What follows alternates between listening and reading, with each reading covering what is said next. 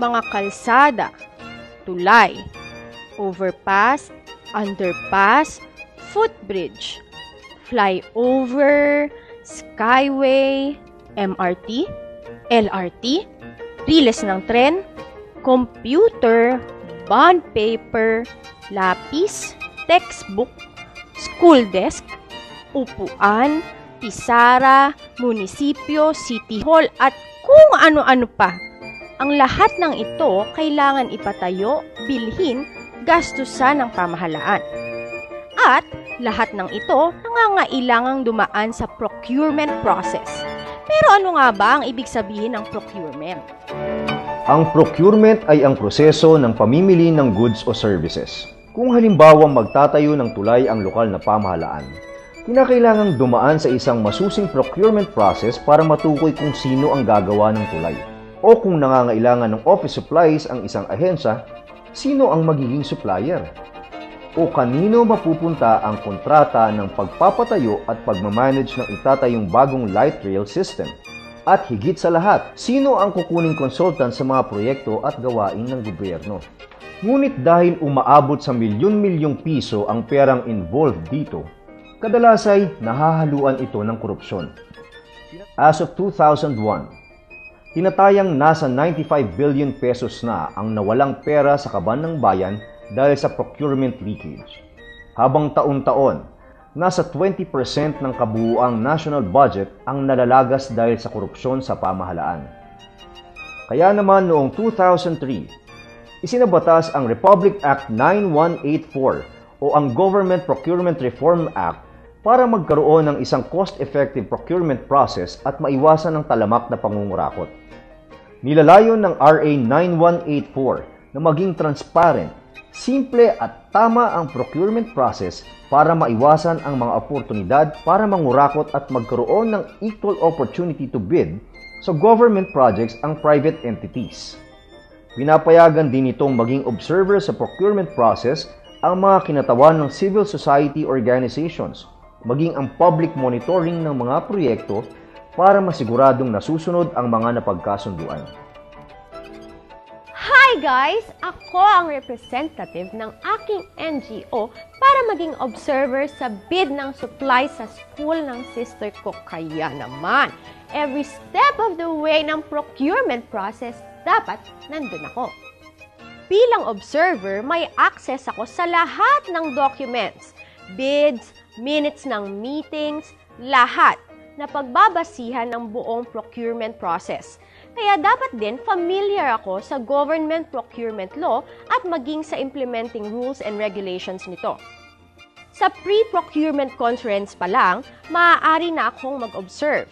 Kasama dito ang tinatawag na Bids and Awards Committee ng procuring entity.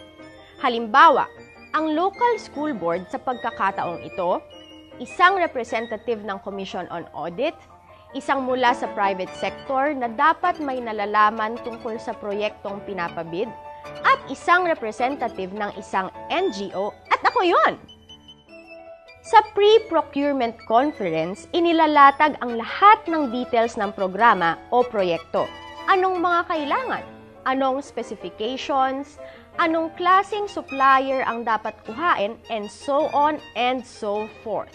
Kung hindi, 50,000 pesos ang value ng proyekto, kailangan lamang makahanap ng tamang supplier. Kung hindi, kailangan itong dumaan sa bidding process. At kapag napagkasunduan na sa pre-procurement process, ang project details at bidding requirements, ipapa-advertise na ito sa dyaryo.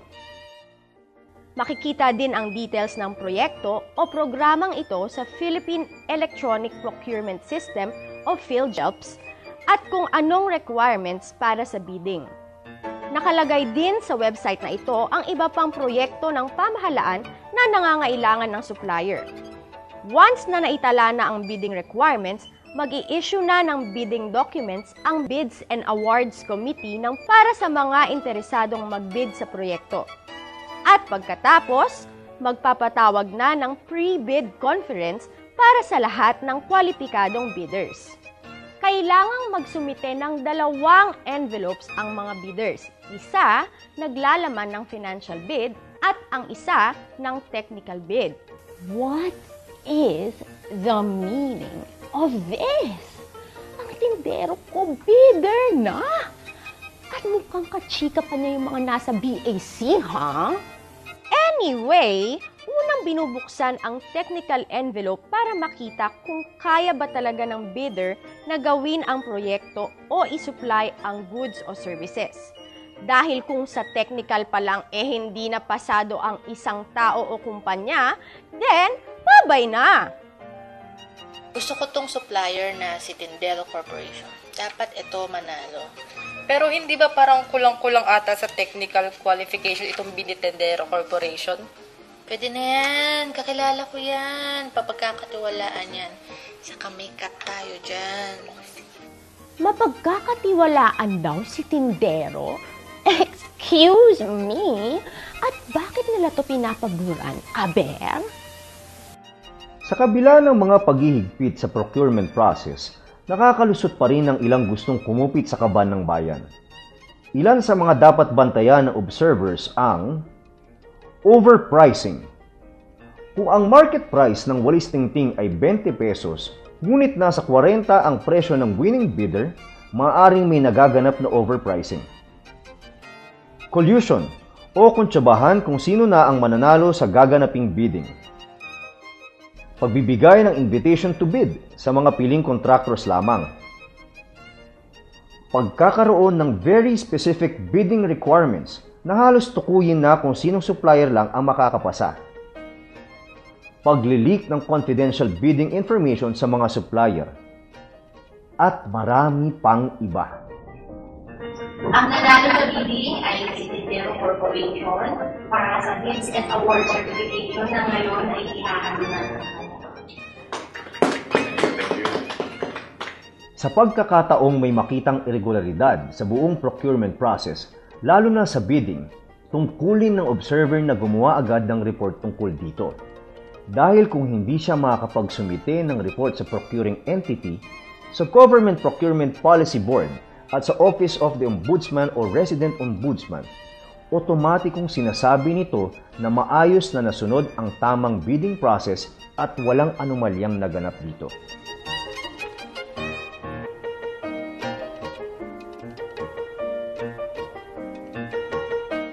Pwede ba? Pwede rin. Oo, pero alam mo naman yung tao sa gobyerno, matatara yan. Ikaw nga, hihingi ka lang ng konting papel yun eh. Ang tagal-tagal mong nakaganito lang sa kanila eh, pero tataraya pa. Hindi ko alam yun na pwede pala yun. Pero baka ano naman, by procedure din yung who are allowed to be present during the bidding. Hindi naman siguro yata pwede na kahit sino-sino lang, di ba? Imagine, dahil halos lahat ng binibili at pinapagawa ng pamahalaan ay dumadaan sa bidding process, gaano kaya karami doon ang talagang sumunod sa tamang proseso at walang katiwalian? At imagine din na kung magagawa nating bantayan ang bawat proseso at maiiwasan ng korupsyon, baka wala ng utang ang Pilipinas! Oo, Petra, tunay na mahalaga na maging alerto at listo tayo sa pagbabantay sa kaban ng bayan. Tama ka dyan! Para...